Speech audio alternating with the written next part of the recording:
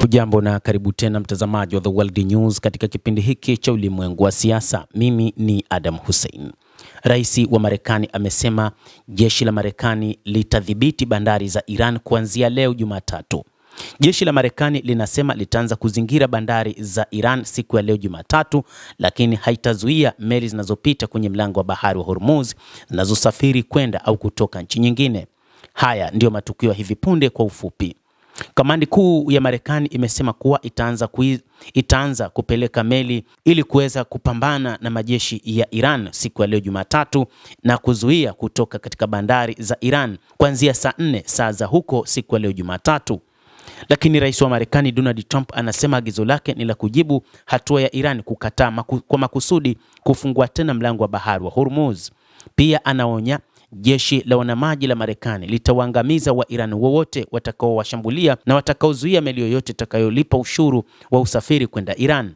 Lakini pia hili limekuja kusababisha bei ya mafuta ghafi kuongezeka tena na kupindua dola 100 baada ya mazungumzo kati ya Marekani na Iran kufeli kufikia makubaliano kuvimaliza vita vya Mashariki ya Kati.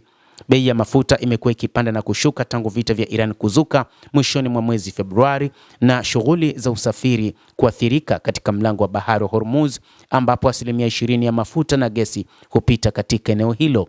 Trump anasema mazungumzo ya moja kwa moja na Iran mjini Islamabad yalifeli kwa sababu Iran haiko tayari kuachana na malengo yake ya nyuklia. Lakini kwa mujibu wa waziri wa mambo ya kigeni wa Iran Abbas Araghchi, amesema Tehran ilishiriki mazungumzo hayo kwa imani njema, huku spika wa bunge la Iran Mohammad Bagher Kalibaf akisema nchi yake haitatishika baada ya rais Donald Trump kusema jeshi la majini la Marekani litaanza moja kwa moja operesheni ya kuzuia meli kupita katika mlango wa bahari wa Hormuz. Hata hivyo, viongozi nchini Iran wamesema kwa sasa wapo tayari kwa ajili ya mapambano dhidi ya Marekani ambayo itaingiza majeshi yake kutaka kudhibiti mlango wa bahari wa Hormuz. Kupitia moja kati ya washiriki katika mazungumzo hayo, Mohammad Bagher Kalibaf, spika wa bunge hilo, alisema kwamba Iran ilikuwa na mipango mizuri sana ya kuonyesha nia njema katika mazungumzo na Marekani ambayo yalipelekea maendeleo katika mazungumzo hayo. Na moja kati ya jambo ambalo sasa anasema bwana Kalibaf ni kwamba vitisho vipi vya Donald Trump havitakuwa na athari kwa taifa la Iran. Mkipigana tutapigana, na mkijitokeza kwa mantiki ya kushughulikia jambo hili tutakuwa tayari kufanya hivyo. Hatutakubali vitisho vyovyote.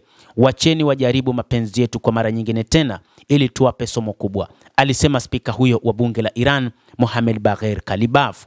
Hata hivyo, mkuu wa jeshi la wanamaji la Iran Shahram Iran siku ya jana Jumapili alitaja kitisho cha rais Donald Trump wa Marekani cha kuziba mkondo wa bahari wa Hormuz kuwa ni kichekesho baada ya mazungumzo ya Tehran na Washington nchini Pakistan kushindwa kufikia makubaliano ya kumaliza mzozo. Anasema wanaume jasiri wa jeshi la wanamaji la jeshi la Jamhuri ya Kiislamu ya Iran IRGC wanafuatilia na wamesimama kidete na wanasimamia mienendo yote ya jeshi la Marekani lenye uchokozi katika eneo hilo.